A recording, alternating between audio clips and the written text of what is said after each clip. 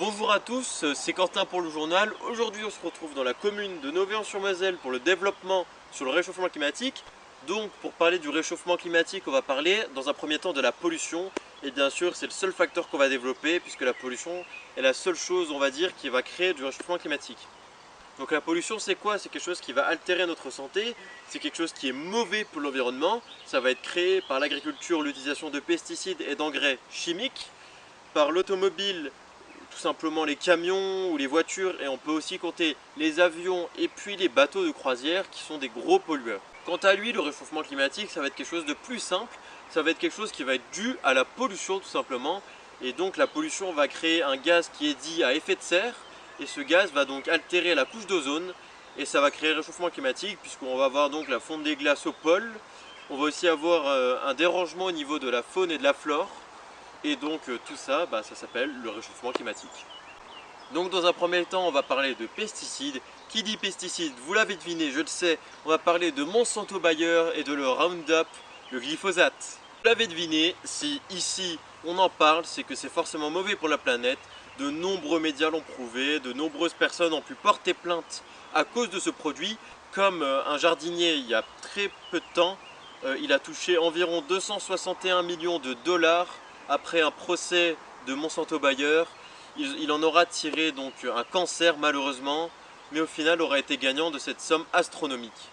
Donc en plus de polluer directement au niveau des hommes, de leur faire attraper tout de suite des cancers, les pesticides vont aussi être facteurs d'autre chose, de la pollution des nappes phréatiques. Donc comment ça va se passer? On va avoir la terre à ce niveau, et donc une fois que le pesticide aura été mis sur les plantations, ce dernier, en fait, avec l'eau, la pluie, l'arrosage et toute autre chose que le fermier, le jardinier, l'agriculteur peut faire, ça va s'enfouir sous terre jusqu'à arriver à une nappe phréatique. Les nappes phréatiques, si vous ne savez pas.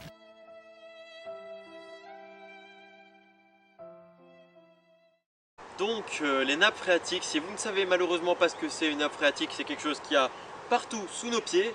C'est une réserve d'eau naturelle qui va permettre l'alimentation en eau pour les villes, pour les campagnes, partout.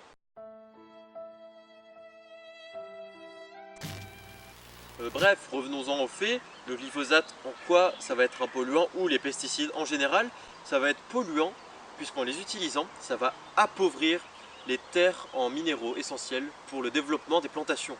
Ça veut dire comme par exemple qu'une fois qu'on aura utilisé telle quantité de pesticides, eh bien en fait la terre sera peut-être un jour plus utilisable du tout. Certaines terres seront dites mortes. C'est-à-dire qu'on ne pourra plus planter, on ne pourra plus planter n'importe quoi, plus rien ne poussera à cet endroit.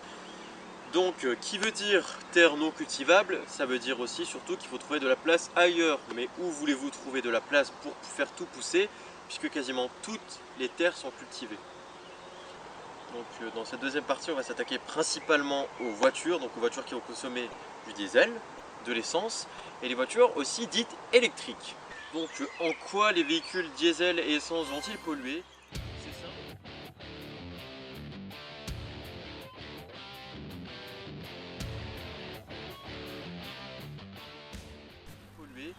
C'est simple, le processus de combustion qui va être utilisé dans ces derniers va tout simplement polluer, puisque en ressortant du pot d'échappement, ça va être des gaz toxiques qui vont être polluants, du CO2, qui va sortir du pot d'échappement et donc qui va s'envoler jusqu'à la couche d'ozone et va l'altérer, et ça va créer aussi un effet de réchauffement climatique.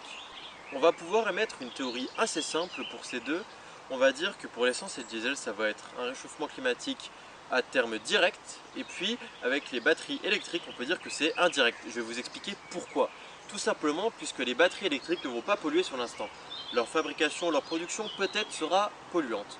Mais une fois que les batteries électriques seront utilisées, savons-nous les recycler? Non, on ne sait toujours pas les recycler, on ne sait toujours pas où les mettre, où les stocker. Sauf que si nous les stockons bien sûr dans des entrepôts souterrains, comme ce qui est près de chez nous à Bure dans la Meuse, c'est pas forcément bon signe parce qu'on sait jamais ce qui peut se passer avec tout ce stockage, c'est pas très bon pour la planète.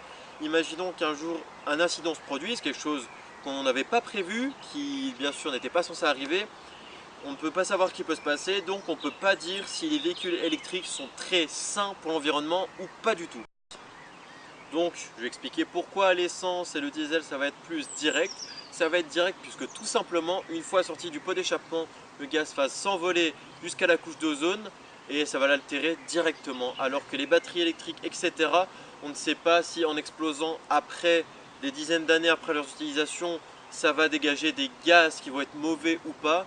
Donc on va parler de direct pour l'essence et le diesel et d'indirect pour les batteries électriques.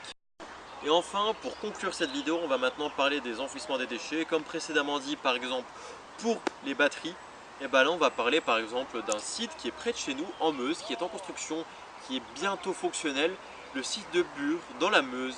C'est un site qui est prévu pour enfouir tous les déchets nucléaires français et en tout cas de la région autour de nous.